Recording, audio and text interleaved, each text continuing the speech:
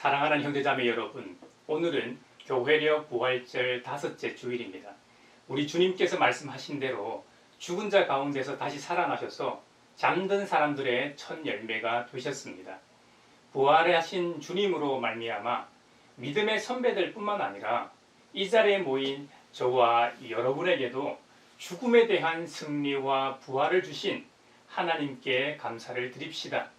그리스도의 십자가의 순환과 부활을 통해 영원한 생명의 자리로 부르신 주님 앞에 이제 우리의 마음과 뜻을 다하여 영과 진리로 주님의 이름을 찬양하며 예배합시다. 아멘. 걱정 근심 많은 자를 성령 감화하시며 복과 은혜 사랑받아 평안하게 하소서. 처음과 끝이 되신 주님 항상 인도하셔서 마귀 유혹 받는 것을 속히 끊게 하소서.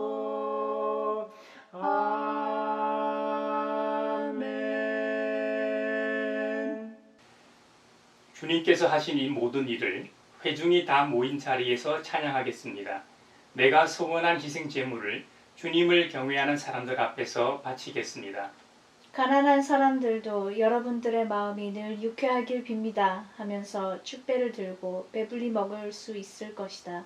주님을 찾는 사람은 누구나 주님을 찬양할 것이다. 땅 끝에 사는 사람들도 생각을 돌이켜 주님께로 돌아올 것이며 이 세상 모든 민족이 주님을 경배할 것이다. 주권은 주님께 있으며 주님은 만국을 다스리시는 분이시다. 땅 속에서 잠자는 자가 어떻게 주님을 경배하겠는가? 무덤으로 내려가는 자가 어떻게 주님 앞에 무릎 꿇겠는가? 그러나 나는 주님의 능력으로 살겠다. 내 자손이 주님을 섬기고 후세의 자손도 주님이 누구신지 들어 알고 아직 태어나지 않은 세대도 주님께서 하신 일을 말하면서 주님께서 그의 백성을 구원하셨다 하고 선포할 것이다. 소망의 주 다 찬양하여라. 위장을 벗고 보좌 오르사 우리 위해 중보되신 주님 날마다 은혜 부어 주신다.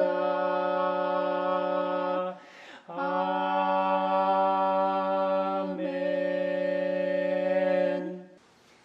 주님 앞에서 한 식구된 형제자매 여러분, 지극히 높으시고 거룩하신 하나님 앞에 겸손히 엎드려 참 마음으로 우리의 죄를 자복하고 회개함으로써 새로운 말씀을 받읍시다.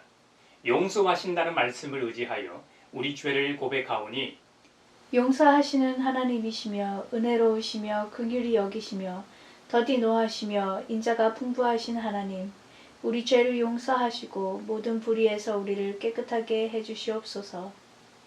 주여 주 예수여 저를 기억해 주소서. 주여 주 예수여 당신 나라 임하실 때 주여 주 예수여 저를 기억해 주소서. 주여 주 예수여 당신 나라 임하실 때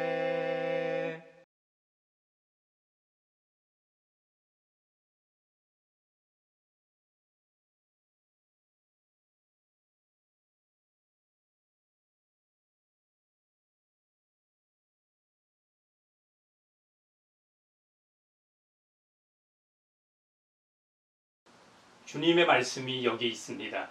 우리 중 누가 정죄의 자리에 설 수 있습니까? 오직 그리스도, 우리를 위해 죽으시고 다시 살아나신 주님뿐이십니다. 그 주님께서는 나도 너를 정죄하지 아니하노니 가서 다시는 죄를 범하지 말라고 말씀하셨습니다. 주님께서 여러분의 죄를 용서하셨음을 주님의 이름으로 선언합니다. 아멘. 아멘. 찬미하여라 오 나의 영혼아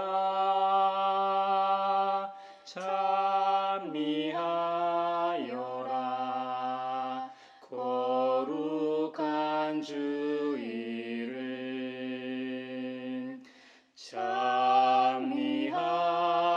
찬미하여라 오 나의 영혼아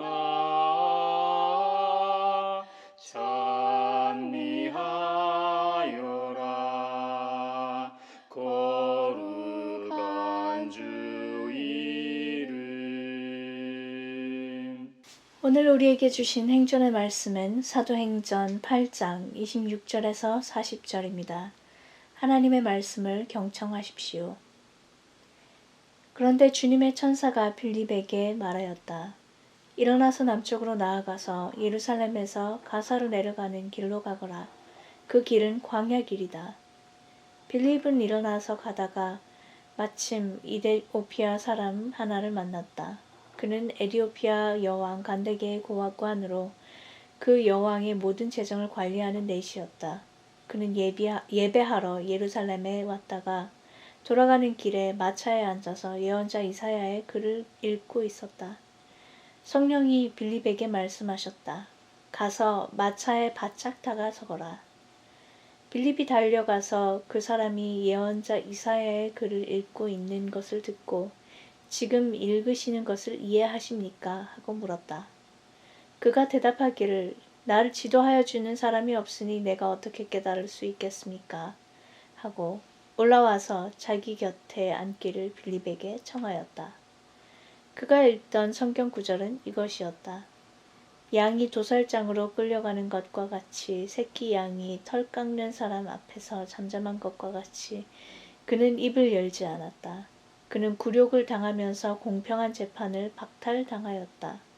그의 생명이 땅에서 빼앗겼으니 누가 그의 세대를 이야기하랴. 내시가 빌립에게 말하였다.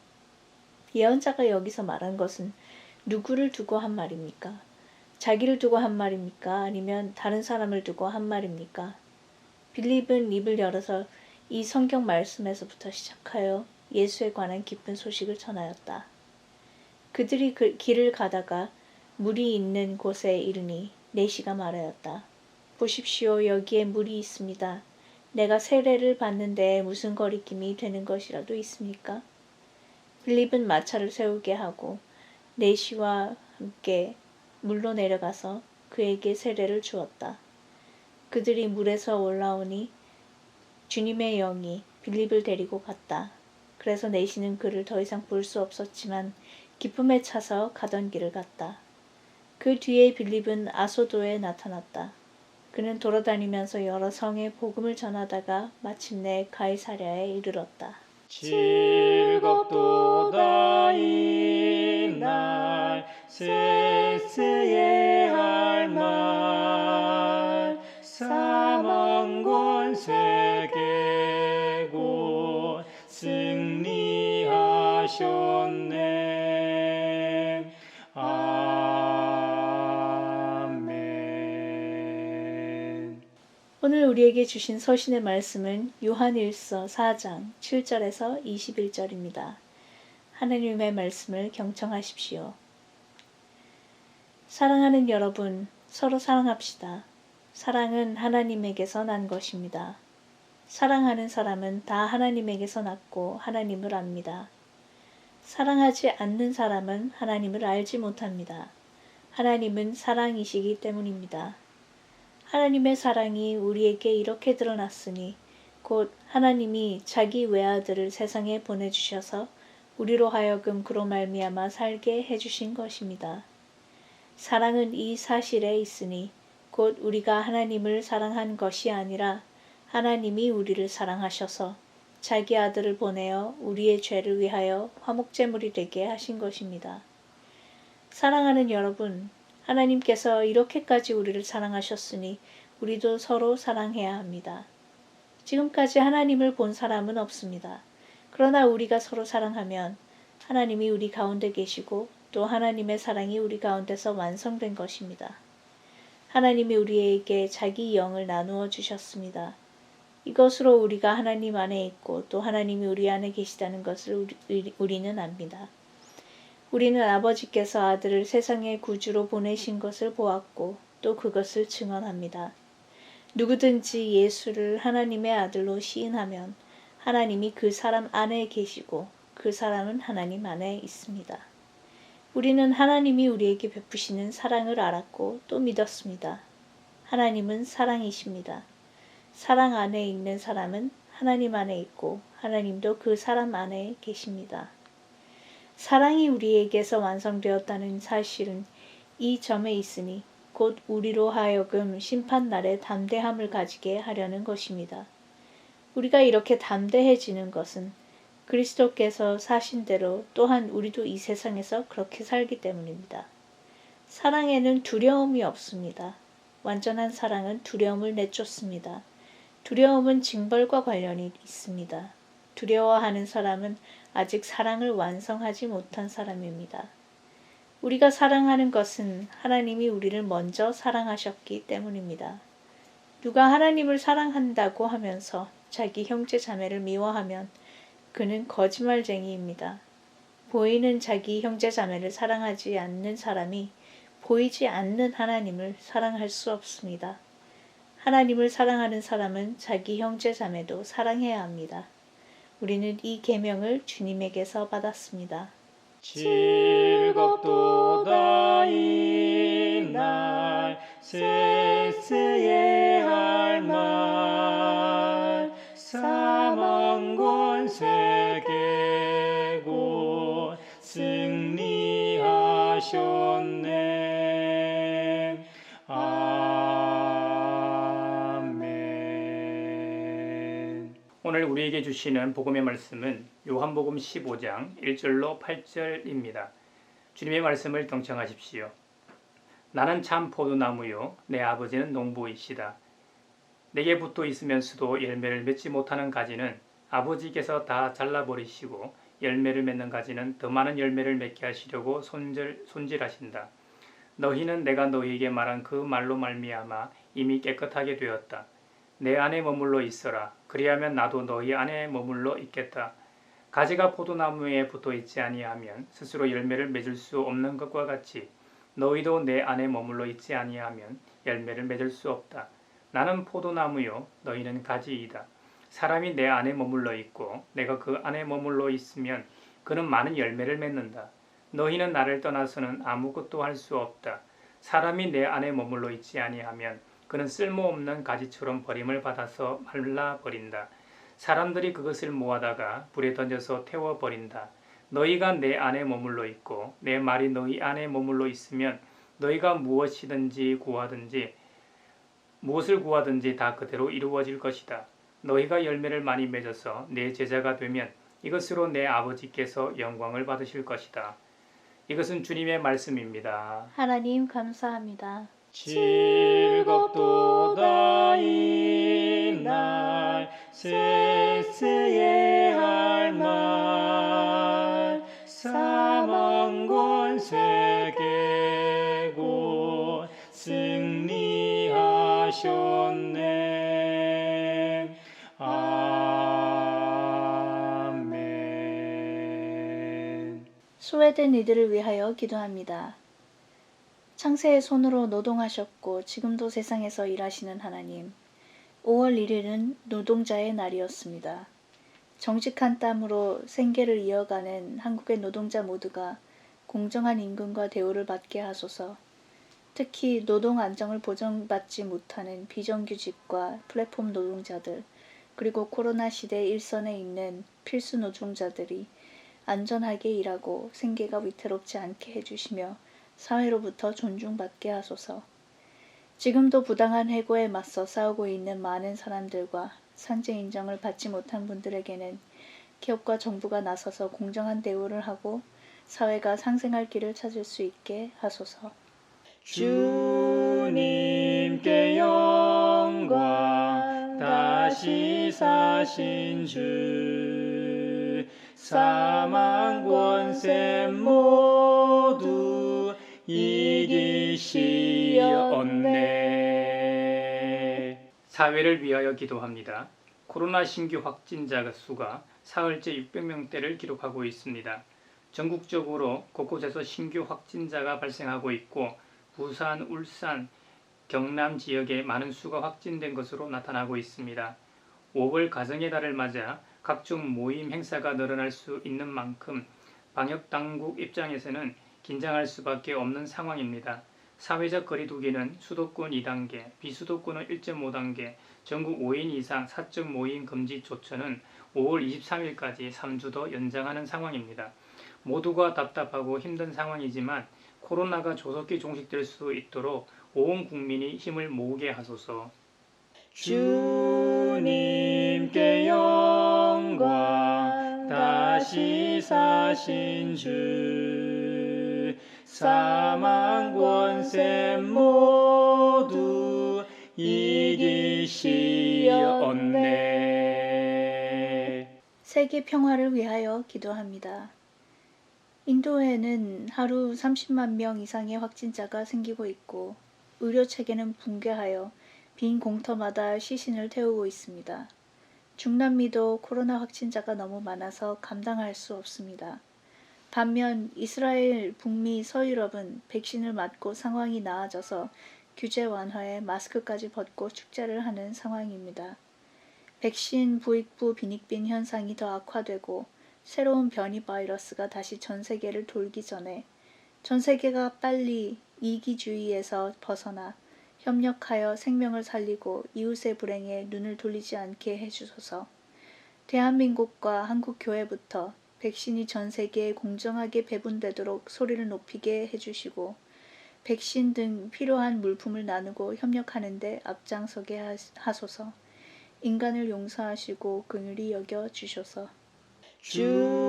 주님께 영광. 다시 사신 주 사망 권세 모두 이기시었네. 오순절 성령 강림 사건 이후 예수님의 죽음과 부활의 현장에 있었던 여인들과 12사도를 중심으로 초대교회 공동체는 날로 성장해 갔습니다. 심지어 제자들은 예수님처럼 많은 기적을 행합니다. 이런 놀라운 일들이 백성 가운데서 일어나게 됩니다. 초대교회 공동체는 몰려드는 사람들을 섬기고 지도하기 위해 새로운 일꾼을 7명 뽑게 됩니다.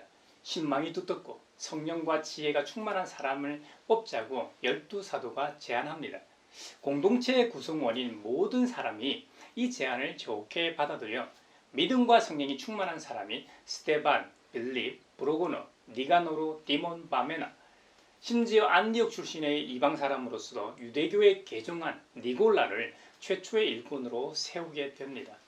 뽑힌 7명을 위해 사도들은 기도하고 이들에게 안수하였다고 성경은 기록합니다. 이것이 오늘날 교회에서 목회자를 세울 때나 장로, 집사, 권사를 일꾼으로 선출하여 안수하는 전통이 되었던 것이죠. 반면 당시 그 사회의 모든 권력을 갖고 있었던 세력 입장에서는 이 새로운 예수 운동의 위협을 느끼게 됩니다. 자신들의 기독권을 위협하는 것으로 간주한 이 대제사장을 비롯한 사내들인 공예와 사두개인파, 바리새인파, 서기관 할 것 없이 핍박에 가담하게 됩니다. 그리하여 첫 일꾼으로 선출된 7 집사 중 선임격인 이스데반이 백성들에게 설교하다 체포되어 죽임을 당하게 됩니다. 근데 성경은 증언하길 당시 설교하던 스데반의 얼굴이 마치 천사의 얼굴과 같았다고 합니다. 사도행전 7장에서는 스데반의 설교가 기록되어 있는데요. 설교 길이가 53절이나 될 뿐만 아니라 그 내용도 엄청난 설교였습니다. 그 설교가 끝나자마자 그 설교를 듣던 사람들이 미친 듯 달려들어 스데반을 붙들고 성 밖으로 끌고 나가서 거기서 돌로 쳐 죽이게 됩니다. 이후에 초대교회는 본격적으로 박해를 받게 되죠. 그 유명한 사도 바울이 개종하기 전 사울이라는 본명을 사용할 때 교회를 없애려고 얼마나 날뛰고 다녔는지 상상을 초월합니다. 물론 그도 교회를 핍박하다 자신이 그렇게 싫어하고 증오했던 예수님을 직접 만나게 되지만요. 이에 초대교회는 사도들 이외에는 모두 유대 지방과 사마리아 지방으로 흩어지게 됩니다. 그런데 말입니다. 이 흩어짐이 교회의 성장의 동력이 되게 됩니다. 그들이 가는 곳마다 새로운 교회가 생겨나게 되었으니까 말이죠. 그들 중 첫 일꾼 중 하나였던 빌립이 예루살렘에서 가사로 내려가라는 이 천사의 지시를 받게 됩니다. 이 가사는 지금의 가자 지구입니다. 옛날로 치면 블레셋의 5대 성읍 중 가장 중요시 됐던 도시였습니다. 그 옛날 사사시대 때 다곤의 신당이 있던 곳이기도 했습니다. 바로 이 가사로 내려가다 마침 그 에티오피아 사람 하나를 만나게 됩니다. 빌립이 만난 이 사람은 에티오피아 여왕 간다게의 고관으로서 여왕의 모든 재정, 즉 국고를 관리하는 내시였다고 합니다. 지금으로 치면 경제부총리 겸 기획재정부 장관이었단 말입니다. 국무총리가 공석일 때 그 직무 대행을 하는 국무위원 서열 1위이니 굉장히 높은 고관임에 틀림없습니다. 뭐 예나 지금이나 돈을 맡은 사람이 힘이 있지 않습니까? 이 사람은 예배하러 예루살렘에 왔다 내려가는 길이었다고 성경은 기록합니다. 물론 에티오피아의 고관이었던 이 사람이 예배한 것은 지금 우리가 드리는 것처럼 예수님을 예배하는 것은 아닐 겁니다. 그가 유대인 디아스포라였는지 아니면 이방인으로서 유대교를 믿고 있었던 사람인지 뭐 알 수는 없습니다. 하지만 분명한 것은 유대인들처럼 그도 유대교의 성지였던 예루살렘으로 올라가 예배를 한 것으로 봐서는 예수님은 몰라도 하나님은 확실히 믿고 있었다는 사실입니다. 그가 예배하고 돌아가는 길에 마차에 걸터 앉아 예언자 이사야의 글을 읽고 있었다고 합니다. 진짜 말씀을 사모하는 자였다는 게 뭐 분명하죠. 그런데 말입니다. 참으로 희한하게도 그가 읽고 있었던 부분이 어디인지 아십니까? 이사야 53장 그리스도의 순환에 관한 예언이었습니다. 한번 보죠. 그가 읽던 성경 구조는 이것이었다. 양이 도살장으로 끌려가는 것과 같이 새끼 양이 털 깎는 사람 앞에서 잠잠한 것과 같이 그는 입을 열지 않았다. 그는 굴욕을 당하면서 공평한 재판을 박탈당하였다. 그의 생명이 땅에서 빼앗겼으니 누가 그의 세대를 이야기하랴. 바로 메시아 예수님에 대한 예언 부분을 읽고 있는데 성령님께서 빌립더로 가보라고 하십니다. 그래서 성령 충만한 이 빌립이 성령님의 말씀대로 그 사람에게 가까이 가게 됩니다. 그래서 귀를 기울여 보니까 이사의 글을 읽고 있는 것을 듣고 지금 읽으시는 것을 이해하십니까? 하고 묻습니다. 그 사람은 웬일인가 하고 경계의 자세보다는 도리어 반깁니다. 안 그래도 그 의미를 몰라 궁금한 상태였는데 잘 됐다는 태도였죠. 역시 진리를 탐구하고 갈구하는 사람은 열려있기 마련인가 봅니다. 이 에티오피아 고관이 빌립에게 묻습니다. 나를 지도하여 주는 사람이 없으니 내가 어떻게 깨달을 수 있겠습니까? 예언자 이사야가 여기서 말하는 것은 누구를 두고 한 말입니까? 자기를 두고 한 말입니까? 아니면 다른 사람을 두고 한 말입니까? 이 질문을 받고 빌립은 입을 떼서 말하기 시작합니다. 이 성경 말씀에서부터 시작하여 예수님에 관한 기쁜 소식을 다 이야기해 줍니다. 아마도 빌립의 말을 들은 그 고관은 마치 엠마오로 가던 두 제자가 부활하신 주님을 만난 것과 같았을 겁니다. 엠마오로 가던 두 제자가 증언하길 주님이 말씀하실 때에 우리의 마음이 뜨겁지 아니하더냐 했던 것처럼 이 고관도 진리를 깨달음에 그가 그렇게 찾던 분을 빌립을 통해 찾았음에 얼마나 심장이 뛰고 벅찼겠습니까? 이에 두 사람이 길을 가다 물이 있는 곳에 이르렀습니다. 그 고관이 말합니다. 보십시오. 빌립 형제님, 여기에 물이 있습니다. 내가 세례를 받는 데에 무슨 거리낌이 되는 것이라도 있습니까? 그 말을 듣자 빌립이 얼마나 기뻤겠습니까? 마차에서 뛰어내려 함께 물로 들어가서 그 고관에게 세례를 줍니다. 우리 주님께서 성천하시기 전에 마태복음에 의하면 뭐라고 말씀하셨습니까? 그러므로 너희는 가서 모든 민족을 제자로 삼아서 아버지와 아들과 성령의 이름으로 세례를 주고 내가 너희에게 명령한 모든 것을 그들에게 가르쳐 지키게 하여라. 보아라. 내가 세상 끝날까지 항상 너희와 함께 있을 것이다. 할렐루야. 우리 주님께서 명하신 대로 빌립은 성령님의 인도를 따라갔습니다. 그리고 유대인과 이방인을 가리지 않고 모든 사람에게 주님께서 말씀하신 모든 것을 가르쳤습니다. 그리고 성삼위의 이름으로 세례를 줬습니다. 이것이 성령 충만한 사람의 모습입니다. 말씀 따라 사는 삶, 말씀이 인도하는 대로 이끄시는 대로 말하고 행동하는 것 말입니다. 아마도 빌립이 얼마나 복음을 전하는 것이 신났을까요? 엄청난 결실 아닙니까? 그 사람은 그냥 보통의 한 명이 아니지 않습니까?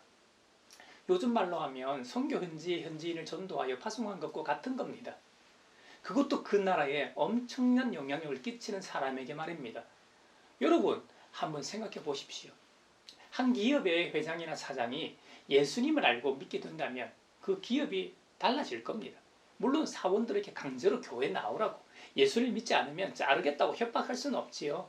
그렇지만 주님께서 말씀하신 대로 직원들도 내 가족처럼 대하고 그들의 복지가 좋다면 어떨까요? 빌립이 만났던 고관처럼 스스로 궁금해하지 않을까요? 이건 비즈니스를 하는 사람만 해당하는 것이 아닙니다. 어떤 직업, 어떤 위치와 상관없이 누구에게나 해당하는 것입니다. 예루살렘에서 가사로 내려가는 길에서 빌립이 에티오피아 고관을 만나 복음을 전하고 세례를 준 장면은 우리 한국교회 초대교회에서도 비슷한 장면이 있습니다. 1885년 미국 북장로교 파송 선교사 언더우드가 구한말에 조선에 처음 왔을 때 마음대로 복음을 전할 수 있는 상황이 아니었습니다. 잘 알려진 대로 언더우드 이전에 1866년 토마스 선교사가 대동강변에서 순교하게 됩니다. 그의 후임으로 이 중국 선교를 왔던 존 로스 선교사가 중국 신양에서 선교 활동을 하며 조선인에 대한 특별한 애정을 느낍니다. 그래서 그는 1877년 한국어 교본, 1882년 최초의 한글 성경 번역본인 누가복음을 번역하게 됩니다. 한국을 선교하길 원하는 선교사들에게 도움을 주기 위함이었죠. 이 한글 성경 번역에 조선 상인 서상윤이 도움을 주게 되는데요. 이 서상윤이 존 로스 선교사로부터 세례를 받게 됩니다.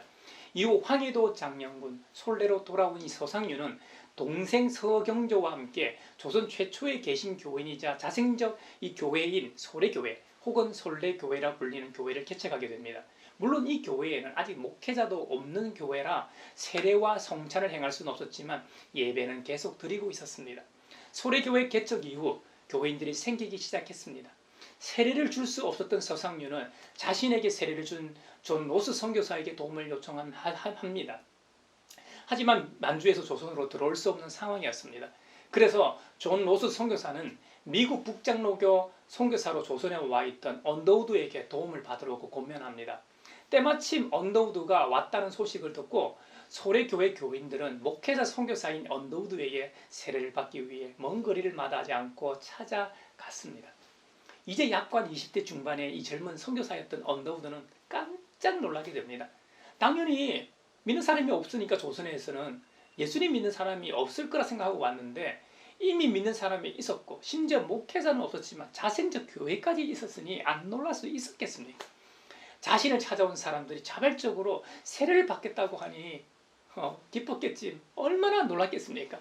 그런데 그들의 모습이 좀 희귀했다고 기록하고 있습니다. 그들은 두루마리 안에 십자가 나무를 하나씩 짊어지고 있었다는 거죠. 언더우드가 그 십자가가 뭐냐고 물었다고 하지요.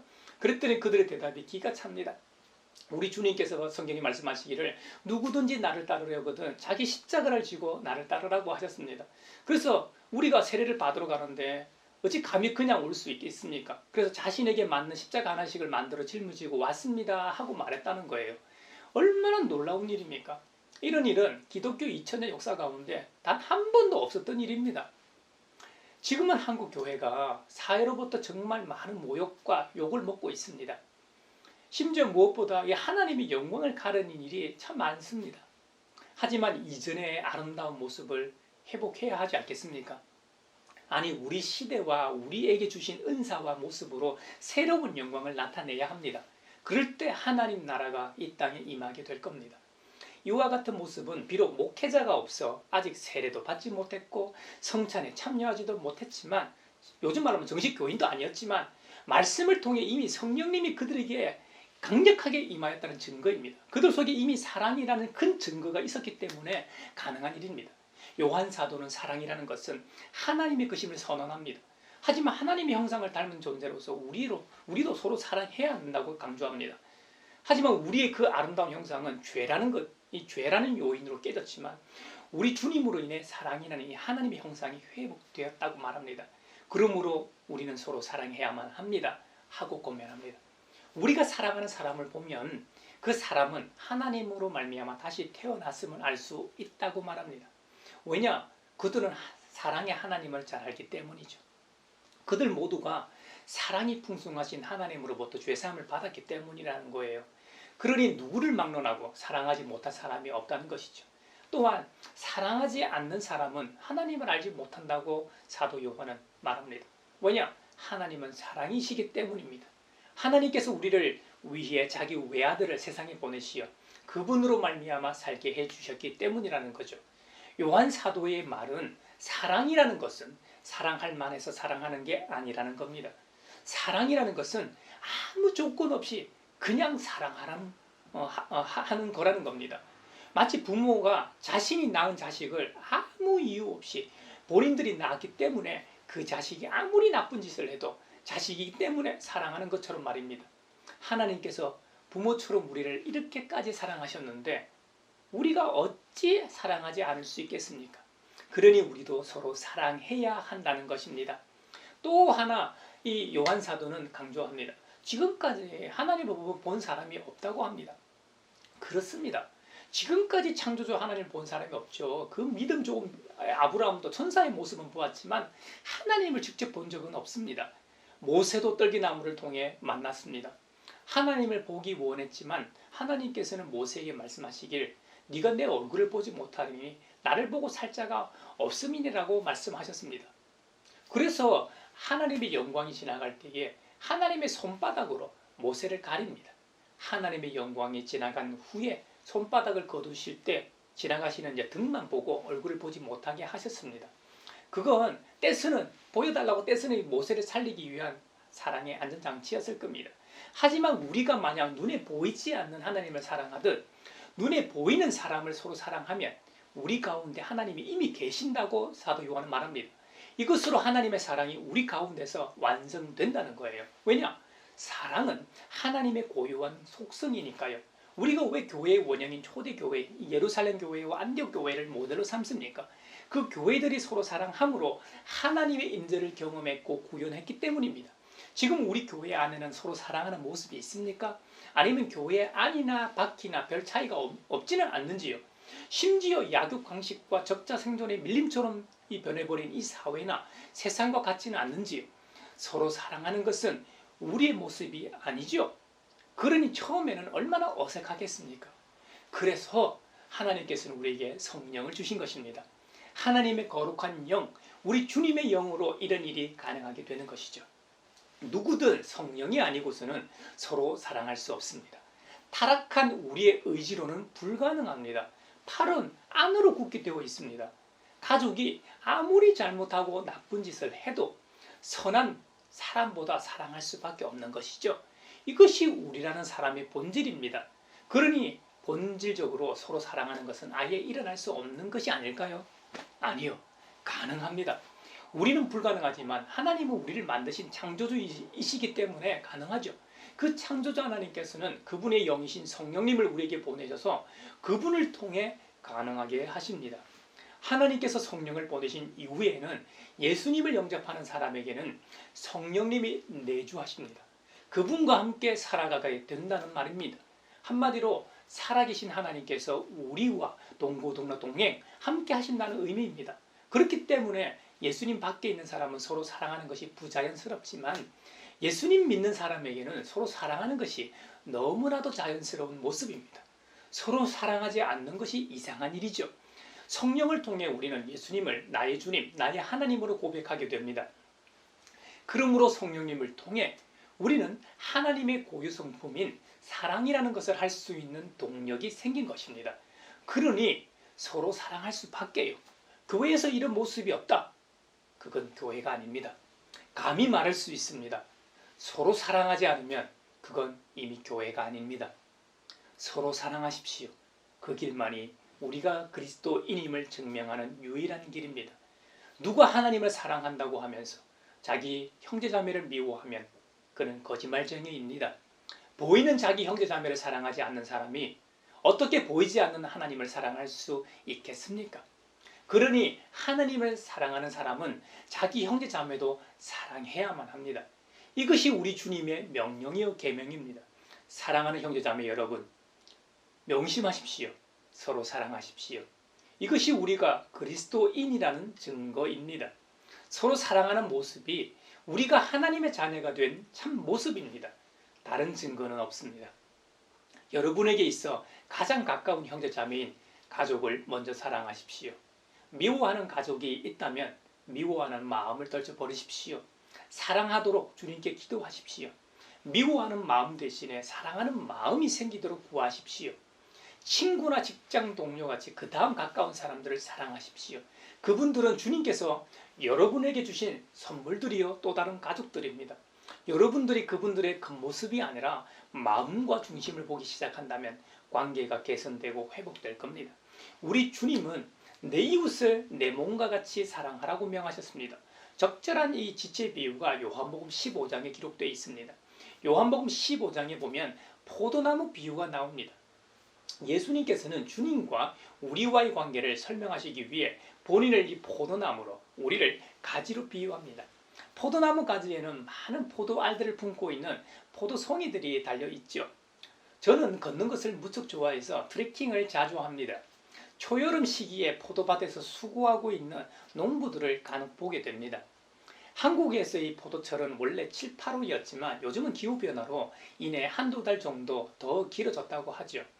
농부들이 가지치기를 하고 있길래 제가 물었습니다.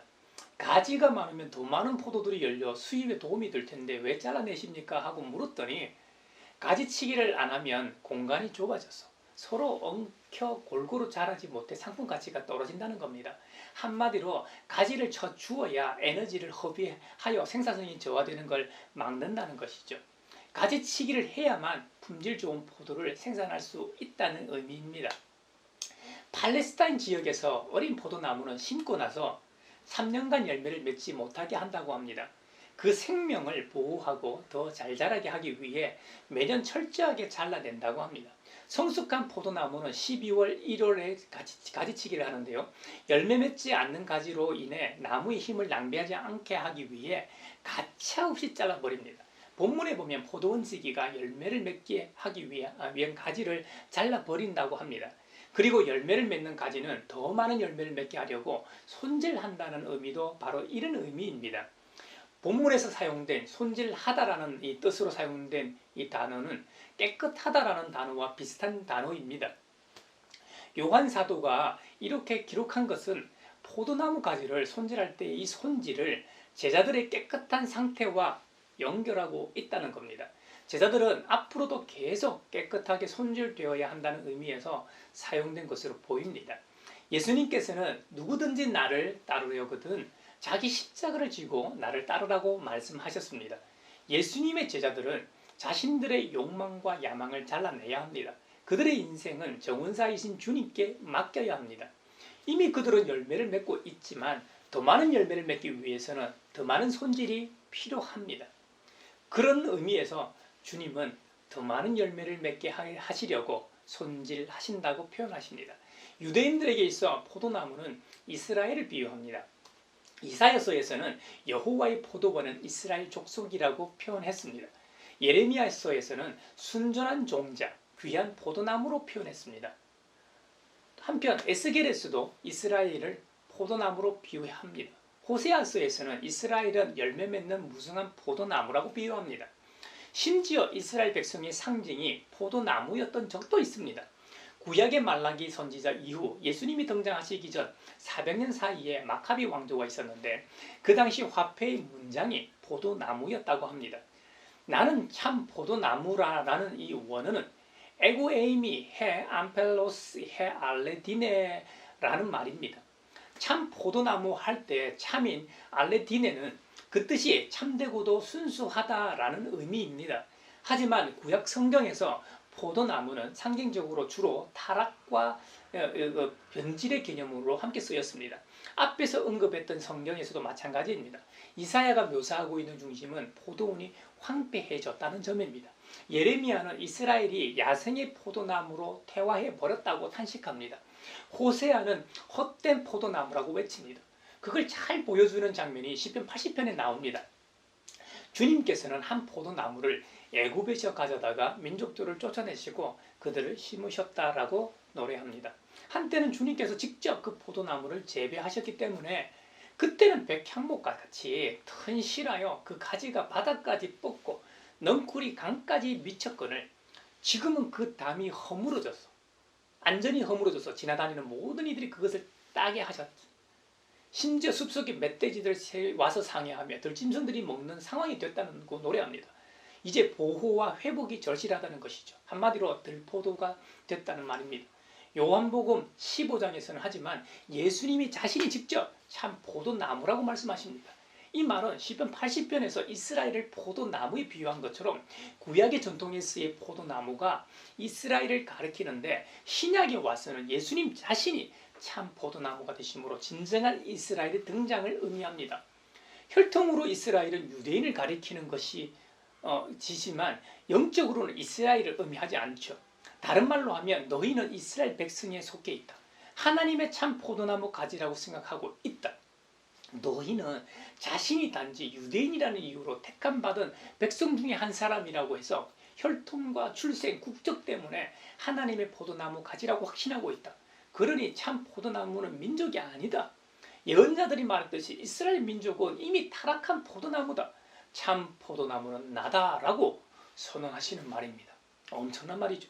포도나무 비유는 팔레스타인 지역에서 흔히 볼 수 있는 나무를 비유로 말씀하셨지만 이 비유의 핵심은 예수님과 그분의 제자를 포함한 백성들이 정말 누구인가, 그 결과 그들에게 어떤 일이 일어나는가 하는 것입니다. 예수님 이전에는 선민으로 이스라엘 백성과 유일신 여호와 하나님의 특별한 관계가 구약을 관통하는 주제였습니다. 하지만 성육신하신 예수님 이후에는 완전히 새로운 세상이 열렸습니다. 예수님을 믿음으로 예수님에게 속해 있는 사람은 누구나 저와 여러분을 포함해서 말이죠. 새로운 이스라엘로서 하나님의 백성이라고 선언합니다. 예수님 믿는 사람에게는 이제 엄청난 축복이 주어졌습니다. 하지만 다른 한편으로는 그것을 누리지만 또 가꾸어야 할 게 생겼습니다. 주님과의 친밀한 관계를 위해 말이죠. 혼자 힘으로 살아보겠다는 가지는 이내 자신의 실수를 깨닫게 됩니다. 그것은 포도나무에 붙어 있어야만 가능한 일입니다.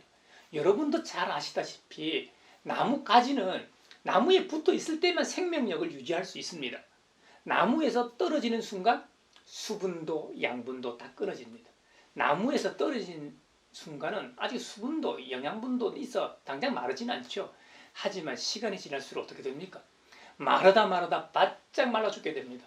하지만 포도나무에 남아있는 가지는 어떻습니까? 때로는 자신의 의지와는 다르게 정원사가 와서 가위로 자신의 연약한 부분을 자를 수도 있습니다. 그 당시는 아플 겁니다. 하지만 시간이 조금 지나면 품질 좋은 열매를 맺게 되어 있습니다. 이것이 예수님의 제자들에게 또한 오늘을 살아가는 저와 여러분에게 기대하시는 바일 겁니다. 그렇다면 우리의 관심사는 어떻게 하면 포도나무이신 주님 안에 머물 수 있는가입니다. 그것은 간단합니다. 예수님을 우리의 주님으로 알고 그분을 믿고 사랑하고 그분을 예배하는 공동체 안에 머무르는 것입니다. 좋은 믿음의 공동체를 찾으십시오. 이 세상에 좋은 공동체가 많이 있겠지만 자신에게 잘 맞는 공동체를 찾으십시오. 그러면 신앙생활하기에 더 행복할 겁니다. 우리는 혼자 힘으로 살 수 없듯이 신앙생활도 혼자 힘으로는 하기 쉽지 않습니다. 믿음의 형제자매가 필요합니다. 때로는 나를 위해 기도해 줄 수 있는 믿음의 지체가 필요하다는 말입니다. 또 때로는 나의 도움이 필요로 하는 지체가 있을 수 있습니다. 그때 우리는 내가 도움을 받을 때보다 나의 가치나 존재의 이유, 살아있음을 더 확실하게 느끼게 됩니다. 이런 일들은 공동체가 있어야만 가능한 일들입니다. 여러분에게 이런 공동체가 있기를 바라며 축복합니다. 우리 가양교회 역시 이런 공동체가 되기 위해 달려가고 있습니다. 사랑하는 형제자매 여러분, 이번 한 주간도 부활하신 주님께서 저와 여러분과 함께 하시길 바랍니다. 무엇보다 우리가 참 포도나무 되신 주님께 끔딱지같이 딱 달라붙어 있기를 바랍니다. 그래서 주님으로부터 오는 은혜의 수분과 믿음, 소망, 사랑의 양분을 공급받기를 바랍니다. 그 은총으로 말미암아 이 땅에서 여러분의 환경과 여건 가운데서 하나님 나라를 경험하시길 바랍니다.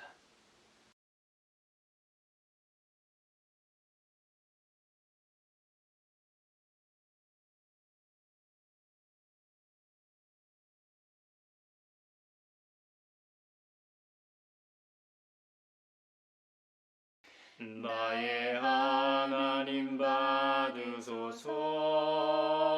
주께 드리는 이 예물을 소리 높여 감사로 주께 드리네. 아멘. 여기에 모인 우리는 우리의 믿음의 역사와 사랑의 수고와 우리 구주 예수 그리스도에 대한 소망의 인내를 여기 연보에 담아 올려드립니다. 주님께서 말씀하신 대로 인색함으로나 억지로 하지 않고 사랑하는 가족과 가정을 주신 은혜에 감사하여 각각 그 마음에 정한 대로 즐거운 마음으로 바치오니 향기로운 예물이 되게 하소서. 은혜의 주님, 우리의 정성을 어여삐 여기시어 주님께서 베푸신 은혜에 비하면 보잘것없지만 말씀하신 대로 미리 구별하여 드려오니 기쁘게 받으시옵소서. 우리의 가진 것이 비록 적어도 바치는 기쁨은 더 커지고 얻는 것이 적어도 나누는 즐거움은 더욱 넘쳐 우리 믿음의 소문이 각처에 퍼지게 하소서. 우리 주 예수 그리스도의 이름으로 감사하며 기도하옵나이다. 아멘. 주 못 박힌 언덕 위에 생명의 문 열렸네. 깊고 넓은 은혜의 새 강과 같이 흐르고 하나님의 자비하심 이 땅 위에 넘치네.